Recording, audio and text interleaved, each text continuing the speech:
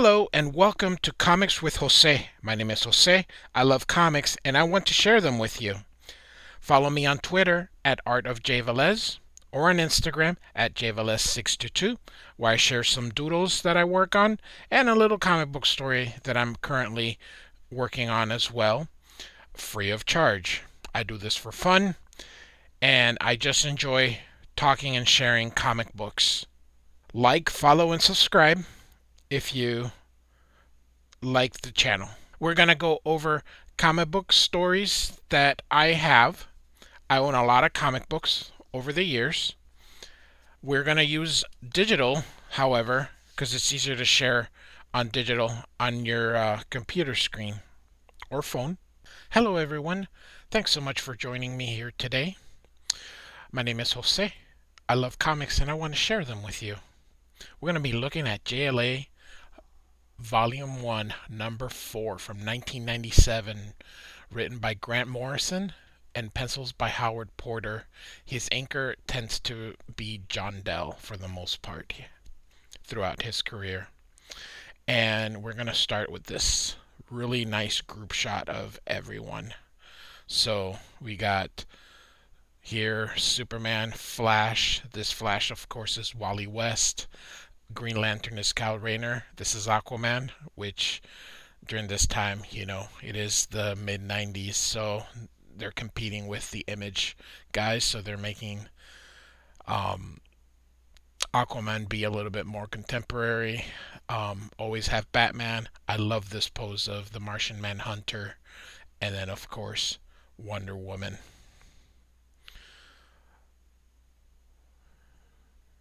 So what we have here is Superman kind of thinking. He notices, he starts thinking about some of the fire control heroes that got sick. He's wondering why this kryptonite hasn't affected him, and he can hear, stuff happening, and he is thinking that this isn't real, that it seems to be that the kryptonite is being, like psychic. So, psychosomatic, I think that's the word.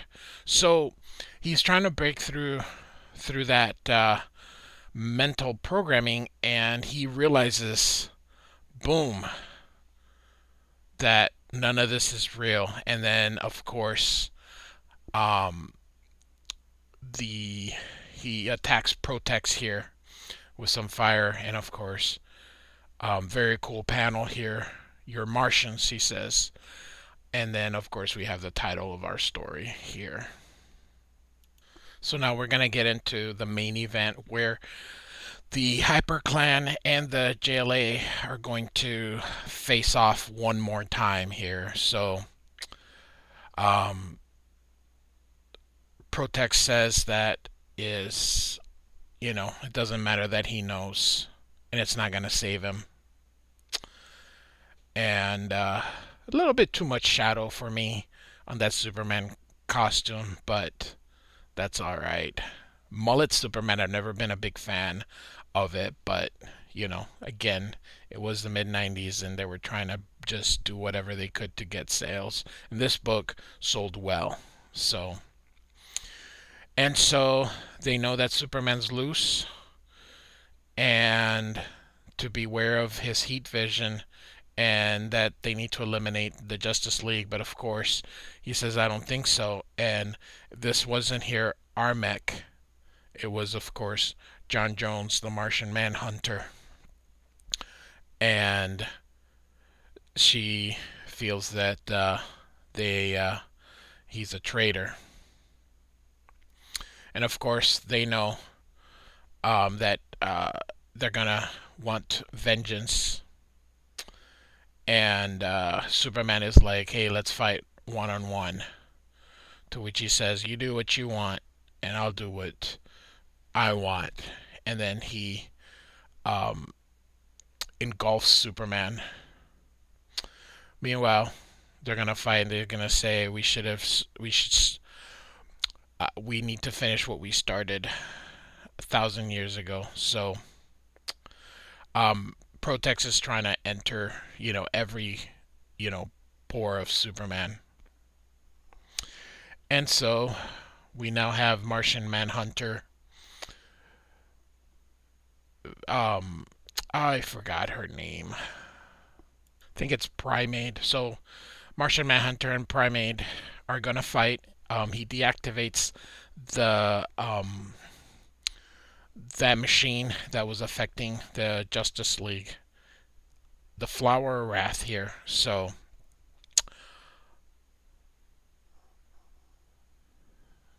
you know, Howard Porter is a very decent artist. So I think he does. I think he does.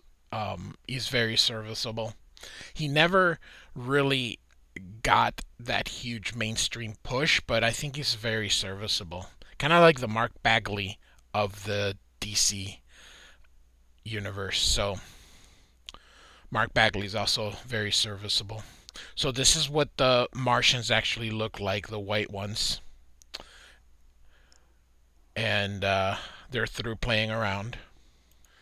And so she's taunting him and says, you love this planet so much. Where is everybody? Where's your friends now? Where here you say where we always are, right here. A great, great, great panel. Aquaman, I tell you. God bless the 90s. So off they go. Basically, like I said, this is the big showdown between everybody. I like this part here where basically he's saying, apart from talk to fish, what can you do? And Aquaman, you can see him here with using his little bit of psychic powers and basically saying that he can access part of his brain that they inherited from their marine ancestors and basically kind of knocks them down here. So I love this. Very creative. So meanwhile, Wonder Woman is fighting Primaid. Like you said, this is the true shape of what those Martians look like. And essentially, here's Superman and Protex. Mark Waid does an incredible story with them in around issue 50, I believe, after Grant Morrison has left. So um, they don't come back till then, but it's a really cool story here.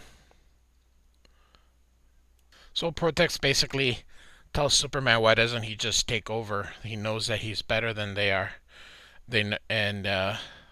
Superman comes out and says, they believe in me, and in my heart I believe in them. With Protex has fallen. So now here comes the rest of the league. Essentially, Primaid was not able, collapsed after she had run out of air, and Wonder Woman. Um, it's funny here. Green Lantern asks her, "How long can you hold your breath?" And she says, "Obviously longer than Primaid." And how would anyone know how long they can hold their breath? To which, here comes Batman. 3 minutes and 15 seconds. So he has the rest. This is why Batman is DC's coolest character. This is why when all the good artists go to DC, they immediately want to jump and do Batman. So he says that they need to handle that that invasion that's coming up here. So they said here that they were going to broadcast their executions, but um, obviously, that it's connected, and obviously this Protex. Sorry, it's hard to keep track of who's who since they kind of look alike here. Says, "Come on, John, you can still join us." Um, Green Lantern tells Superman he needs to tell the people of the Earth what to do because they believe in him, and so Batman, of course, agrees. They'll trust you. Like, I'm telling you, long hair Superman, very weird. But so Superman talks to the people of the Earth and says, not to panic, and they have to fight. They have to defend each other. And that they're afraid of um, fire. So the people start looking, and of course, boom, here comes the fire, and they fight and manage to subdue them. And Superman tells them that the JLA won't let him down. So, very cool. The poses look a little Jack Kirby-ish, but that's it's kind of cool. So, there's a lot of black. I don't think Superman should have a lot of black. Superman is kind of should be a bright character, so I don't think you should put a lot of rendering on him. So I think if you're gonna render him, you can render his boots, the red parts. But I think the blue should be not rendered as black. At least that's just my opinion. So, and they managed to stop the Martians, and John is kind of try to think of what to do with them, with all these Martians. And so the Sahara Desert, if you remember, um, they had fixed it, but of course it was a temporary fix. And, you know, JLA says that they're here to help, and that's why they need to work together. Very nice panel here with kind of everybody together. And we see that in the moon, the Justice League has built a new watchtower. So they can, if they need to, they can get to the Earth. And then it ends with here. And a nice view is there. Look at the planet that they all sworn to protect. And we have an epilogue. And kind of we see here that what happened to the Martians is they've been convinced that they're human psychically. So John Jones, basically the humans, the Martians live among the humans, only they don't know. So with that, it wraps up Grant Morrison's very first story arc as writer of the JLA. Thanks for listening. Like and subscribe. Bye.